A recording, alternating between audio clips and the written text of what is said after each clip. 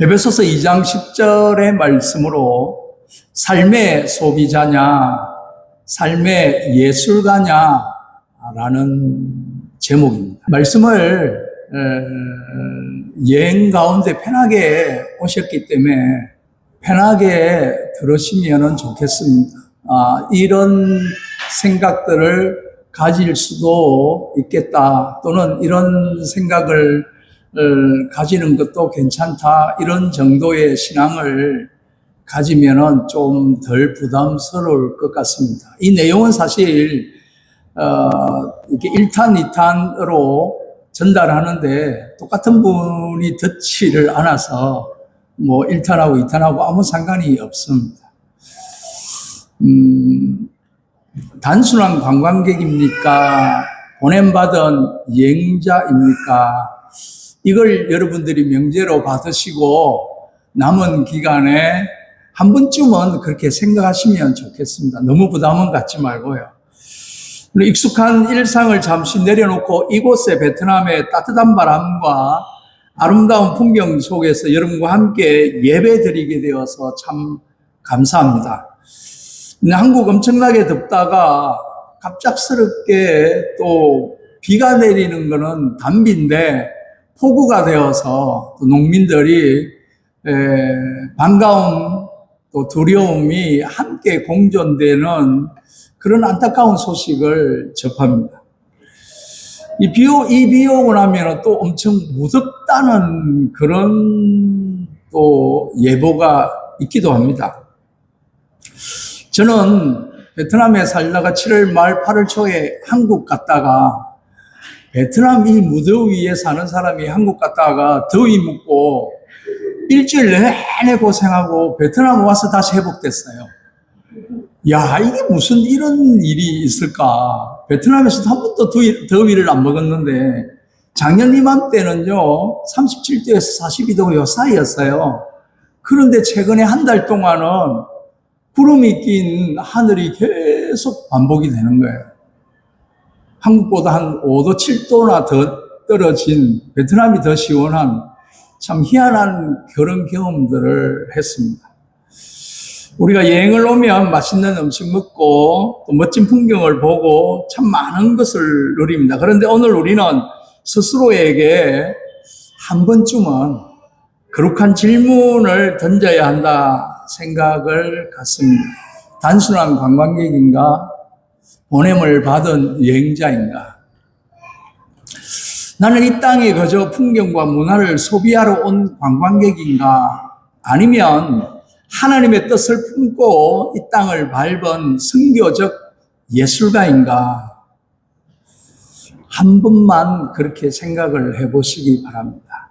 이 독일의 신학자이면서 바이올린을 만드는 장인입니다. 마틴 슬레스케라는 사람이 가문비 나무의 노래라는 책을 적었어요.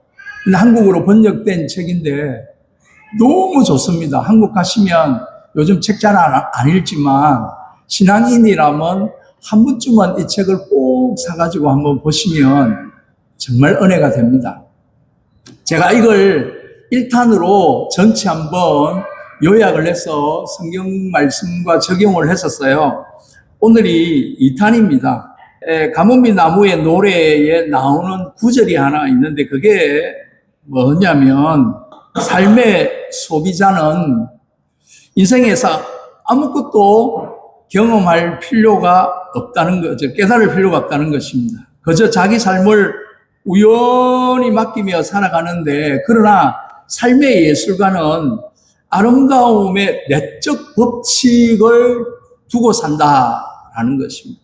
즉 우리는 삶의 소비자가 아니라 삶의 예술가로서 내면의 법칙을 가지고 살아가는 영적인 사람들이다. 할렐루야. 여행은, 세상은 여행조차도 소비의 행위로 규정합니다. 돈을 쓰고, 또 사진을 찍고, 서비스를 받고, 또 오래간만에 내가 고생을 진탁하다가 휴가 한 번 내서 왔는데, 서비스를 받고 만족을 채우는 데 집중합니다. 그러나 하나님을 믿는 성도의 발걸음은 우연은 아니다. 하나님께서 여러분을 이 베트남 땅으로 인도하신 데는 또 나름대로의 거룩한 이유가 있다. 한 번쯤은 생각을 해 주시면 고맙겠습니다. 오늘 본문 2장 10절에 우리는 그가 만드신 바라라고 되어 있습니다. 우리는 그가 만드신 바라, 여기서 만드신 바라는 헬라어는 포이에마라는 단어입니다. 헬라어인데 만드신 바, 이 포이에마, 즉 하나님의 최고의 걸작품을 이야기하는 것을 포이에마라고 합니다. 저와 여러분은 그냥 우연찮게 만들어진 삶을 소비하는 자가 아니라 하나님이 최고의 걸작품으로 만들었다. 이게 포이에마라는 헬라어를 사용해서 우리에게 전달하고 있는 것입니다. 우리를 통해 이 땅에서 하나님의 선한 일과 아름다움을 빚어내는 삶의 예술가로 이 땅에 파송받은 것입니다. 믿으십니까? 네. 그렇다면 우리가 단순한 관관 소비자에 머물지 않고 조금만 생각해 주시면 선교적 마인드를 품은 삶의 예술가로 살아가기 위해서 붙들어야 하는 부분이 있지 않을까 생각을 갖습니다. 저 처음 보시죠? 저도 여러분 처음 봅니다. 가족 빼놔놓고는 서로 다 처음 보는 분들입니다. 정기적으로 한인이 출석하지 않고 있기 때문에 사실은 저는 매주 새로운 성도들과 새로운 교회를 형성해서 예배드리는 그 즐거움이 여러분 모릅니다. 첫 번째, 이 선교적 삶의 예술가로 살아가는 세 가지 원리가 있습니다. 그 첫 번째가 삶의 예술가는 이 하나님의 시선, 내적 법칙으로 그 땅과 그 영혼을 바라봅니다. 여러분들이 한국에서 섬기는 교회에서 여러분들의 시선이 어디에 고정되어 있는지를 한번 생각하셔야 됩니다. 첫 번째는 하나님의 시선이 우리 어느 성도에게 집중되어 있는지, 우리 교회 어느 한 구석을 집중하고 있는지, 우리 담임 목사님이 어디에 시선을 두고 있는지, 어디에 관심을 두고 있는지, 어디에 기도의 제목을 가지고 있는지 그것쯤은 한번 살펴볼 부분도 필요하지 않을까. 이 삶의 예술가는 하나님의 시선에 나의 시선을 고정한다. 하나님의 시선에 우리 성도들은 거기에 포인트를 맞추며 살아가는 것이 필요하다라는 것입니다. 소비자는 눈앞에 보이는 화려한 리조트, 맛있는 음식, 관광지의 겉모습에 시선을 둡니다. 그래서 사진을 찍기도 하고 또 눈으로 담기도 합니다. 영적 예술가는 눈에 보이지 않는 하나님의 마음과 영적인 대진실에 관심을 둡니다. 이 가뭄비 나무가 혹독한 추위를 견디면서 아주 촘촘한 나이테 나무의 결을 만들어낼 때 바이올린의 그 음이 기가 막힌 소리가 난답니다. 그리스도인의 영성은 하나님의 말씀이라는 내적 법칙에 뿌리를 둘 때 그리스도인은 삶의 예술가로서 깊이가 있어진다. 그런 겁니다. 우리가 이 땅을 여행할 때 단순히 이국적 풍경을 감상하는 데 그치지 않고 그 이면에 있는 현지인들의 삶을, 그들의 수고와 갈증들을 한 번쯤은 느끼면 어떨까 생각을 갖습니다. 여러분, 여기에 한 달 노동자의 임금이 우리나라 한 35만 원, 40만 원 정도입니다. 청년들 시급이 2,500원 정도입니다. 우리나라에 비해서 몇 배나 작죠. 또 한 5시간 아이들이 알바를 하는데 보니까 우리나라 돈 한 만 원에서 12,000원 정도 5시간 일하는데 받더라고요. 우리나라 1시간 시급에 가까운 거잖아요. 그럼에도 아이들이 학교 또 공부는 또 고등학생처럼 대학생들을 그렇게 공부를 시키더라고요. 끝나고 나면 밤에 알바 가고 갔다 오면은 또 학교 과제하고 그러면서 아침에 또 일찍 또 학교 가요. 여기는 다른 대하고 다르게 7시 반 되면 수업을 시작하니까 일찍 또 가더라고요. 열심히 삽니다. 일자리가 많지 않아서 경쟁이 엄청 많은 부분도 있지만 열심히 삽니다. 열심히 사는 이 1억이 넘는 많은 영혼들 가운데 예수님을 모르는 사람이 너무 많다는 겁니다. 이 땅을 향한 하나님의 안타까운 사랑을 볼 수 있으면 좋겠습니다. 저는 새로운 도시나 지역에 가면 가장 먼저 찾는 곳이 현지 시장입니다. 여기 다낭에 가면은 꽃 시장도 있고 박리안 시장도 있고 있습니다. 그런데 가면 뭐 안 파는 게 없어요. 다 팔아요. 물론 음식이나 식재자도 팔지만 다른 모든 것들을 다 팝니다. 롯데마트나 다른 데보다는 삽니다. 가격이 삽니다. 괜찮습니다. 거기에 사는 사람들이 얼마나 열심히 사는지 어떤 새로운 지역이나 도시에 가면 한번 찾아가셔도 괜찮습니다. 이 땅을 향한 하나님의 귀한 사랑을 같이 경험하면 좋겠습니다. 내가 이 아름다운 세계, 창조 세계 안에서 어떻게 하나님의 마음을 품는가? 이 땅의 사람들을 어떤 눈으로 축복할 것인가? 내적 법칙인 말씀과 기도를 무장할 때 우리의 여행은 단순한 힐링이 아니라 하나님의 은혜 가운데 귀한 복된 발걸음이 될 줄로 믿습니다. 두 번째는요, 삶의 예술가는 낯선 환경과 불편함을 섬김과 기도의 기회로 바꿉니다. 타국을 여행하다 보면 문화의 차이, 언어의 장벽, 예기치 못한 불편함을 마주하게 됩니다. 한국에서 집에서 누리는 그 편리함을 바깥에 나가서 어떻게 다 동일하게 누릴 수 있겠습니까? 집 나가면 고생이라는데. 결국 같이 동행하는 가까운 가족에게 짜증을 내거나 불편함을 드러냅니다. 소비자는 작은 불편에도 불평을 터뜨리고 그 시간을 짜증으로 낭비해버립니다. 그러나 선교적 마인드를 가진 예술가는 다릅니다. 불편함과 낯선 환경도 나 자신의 교만함을 깎아내고 그 땅을 더 깊이 이해하고 품는 거룩한 연단의 재료로 사용합니다. 독일의 그 악기 장인이 비바람을 맞는 나무를 다듬어 깊은 소리를 내듯 하나님은 여행지의 낯선 상황을 통해 우리의 시야를 넓혀주시고 연약함을 다듬어 주심을 믿으시기 바랍니다. 일정이 어긋나거나 불편한 상황을 만날 때 불평 대신에 하나님 앞에 이렇게 한번 기도해 보시기 바랍니다. 하나님, 같이 한번 읽으실래요? 시작. 하나님, 이 불편함을 통해 제 모난 자아를 다듬어 주시고 제 발걸음이 닿는 이곳에 주님의 평안을 흘러보내게 하옵소서. 아멘. 마지막입니다. 세 번째, 삶의 예술가는 발걸음 닿는 곳마다 선교적인 생명의 열매를 빚어냅니다. 소비자는 서비스를 요구하고 대접받기를 원하지만 예술가는 생명과 사랑을 창조해냅니다.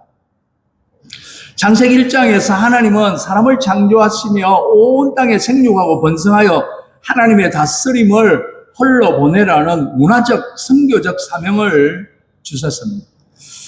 우리가 베트남에 머무는 동안 우리는 걸어다니는 선교사다라는 사실. 제가 사파에 갔을 때 이 몽족 아이들, 꽃 파는 아이들 사진 찍은 겁니다. 숙소 직원과 식당 직원에게 건네는 따뜻한 미소와 존중의 태도, 거리를 오가는 현지인들을 바라보며 마음속으로 드리는 소리 없는 축복의 기도 소리, 함께 온 여행 동력자들을 먼저 배려하고 섬기는 손길, 이 작은 행동 하나하나가 바로 이 어두운 세상에 하나님의 나라의 아름다움을 그려내는 거룩한 붓질이다 생각을 갖습니다. 여러분의 여행이 단순히 물질을 소비하는 일정이 아니라 복음의 향기와 사랑을 심는 생산적인 복된 여정이 되시기를 바랍니다. 결론으로 삶의 붓을 들고 이 땅을 축복해 주시면 감사하겠습니다. 여러분, 세상은 여행을 일상으로부터의 도피와 소비라고 합니다. 그러나 믿음의 사람에게 여행은 하나님의 손길을 경험하고 그분의 사랑을 흘러 보내는 파송이다. 그렇게 조금이라도 생각해 주시면 감사하겠습니다. 하나님은 오늘 우리를 이 땅의 선교적 삶의 예술가로 부르셨습니다. 우리는 대접만 받으러 온 관광객이 아닙니다. 하나님 나라의 가치를 품고 밟는 땅마다 평화를 심는 하나님의 글작품들인 줄로 믿습니다. 남은 여행 기간에 하나님이 주신 하루라는 이 도화지와 만남이라는 붓을 들고 그리스도의 사랑과 축복의 그림을 아름답게 그려 나갈 수 있는 여러분이 되시기를 바랍니다. 이제 마무리를 하겠습니다. 이 선교적 여행을 위한 실천 가이드라고 되어 있습니다. 먼저 축복의 시선각기인데 관광지의 화려함 뒤에 있는 현지인들의 삶을 바라보는 마음속으로 이 땅의 영혼에 하나님의 평강이 임하소서 그렇게 기도해 주시기 바랍니다. 이 동남아는 베트남과 다르게 큰 도로의 3블록만 안에 들어가면 너무 안 좋아요. 쓰레기장과 같아요. 거의 다 그래요. 근데 베트남은 안 그래요.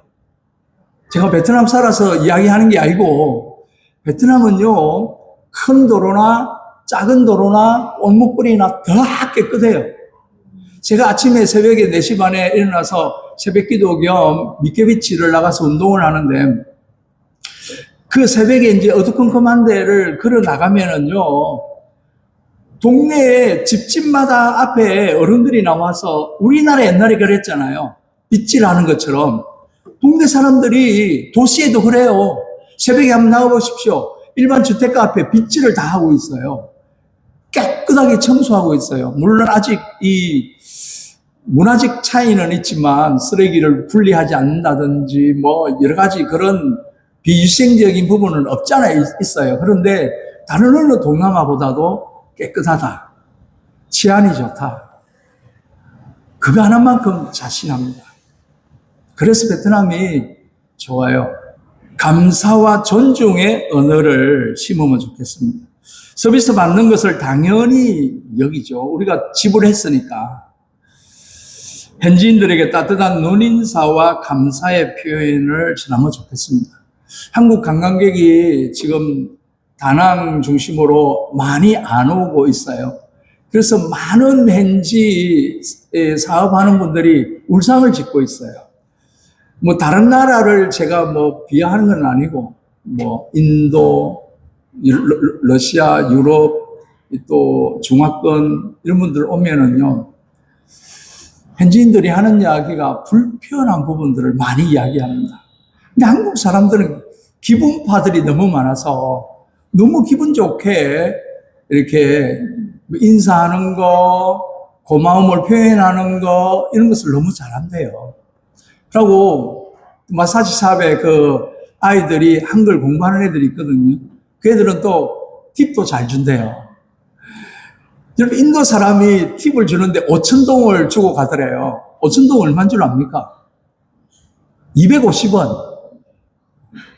250원이에요. 여러분 10,000동까지는 깎지 마세요. 10,000동 여러분 얼마인 줄 알죠? 500원입니다. 그런데 여기에 10,000동, 20,000동은 이 사람들한테 큰 겁니다. 여러분 그랍 오토바이 한번 타보시면요 1km, 2km 타면 12,000동, 15,000동 나와요. 그 그랍 그 오토바이 아이들이 하루 종일 기다리다가 뭐 몇 명 이렇게 손님 맞으면 15,000동, 20,000동을 하루에 서너 번 정도 받으면 그게 수입이에요. 기름값 빼고 나면 없지요. 저는 그랍 오토바이 타면 그랍 끝나고 난 뒤에 별표 5개 눌려주고 뭐 오천동, 만동 이래 있잖아요. 저는 꼭 만동을 팁으로 줍니다. 12,000동 그랍인데 만동을 팁으로 줍니다. 그 친구는 하루 종일 기분 좋은 거예요. 500원 팁 주는데. 여러분, 한시장 같은 데 가서 물건 살 때 10만 동, 10만 동 이거 깎는 재미가 있어요. 근데 만동은 깎지 말고 물건 사고 기분 좋게 5,000동 더 주고 그런 왜 한국에서 여행 왔는데 그런 돈 쓰는 기분 재미도 500원, 250원 가지고 돈 쓰는 재미도 있잖아요. 그렇게 하시면 좋습니다. 그리고 눈인사와 감사의 표현. 여러분 감사합니다. 베트남 말 아시죠? 까먼 이렇게 그렇게 하시면 됩니다. 또 뭐 괜찮다. 콩사우 맞죠? 콩사우 한번 따라해 보십시오. 콩사우 괜찮아. 이 아이들이 괜찮아는 말을 다 알아요.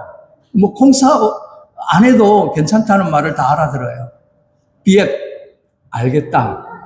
또이 비엣 뭐 이렇게도 하는데 여러분 내가 알겠어. 고마워. 까먹 그렇게 인사 한마디씩 하면 참 좋습니다.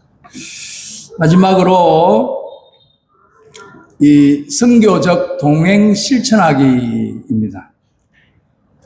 여행 중에 피로와 예기치 못한 상황 속에서도 동행하는 지체들에게 배려와 격려의 말을 건네며 하나님 나라의 공동체를 증명하는 여러분이 되십니다. 저기 이제 저와 함께 동력하는 우리 베트남 목사도 있고 우리 또 선교 사역을 하는 같이 동력하는 분들입니다. 제가 어제 생일이었는데 베트남에서 생일을 맞았어요. 뭐 멀리 떨어져 있으니까 한국 사람들은 별로 이제 관심도 없고, 근데 어제 이제 선교사님 사모님이 생일상을 듬뿍 차려가지고 주시는 거예요. 아, 제가 감동을 먹었어요. 얼마나 감사한지. 물론 또 아이들이 이제 베트남 대학생들이 여러 명 있어요. 공부하는 아이들이 뭐 생일 케이크도 사고, 뭐 선물도 사고, 또 그 중학교 2학년 아이가 그 7,000원짜리 티를 또 티톡에서 7,000원밖에 안 하거든요. 그 가격 아는데 그것도 티를 사가지고 또 중학교 2학년이 선물이라고 갖다 주는데, 아, 그게 감동이더라고요. 사랑을 받구나. 그 생각을 가집니다. 사랑을 여러분 주십시오. 그러면 하나님이 다른 방법으로 여러분에게 복된 사랑이 충만하게 채워지리라 믿습니다.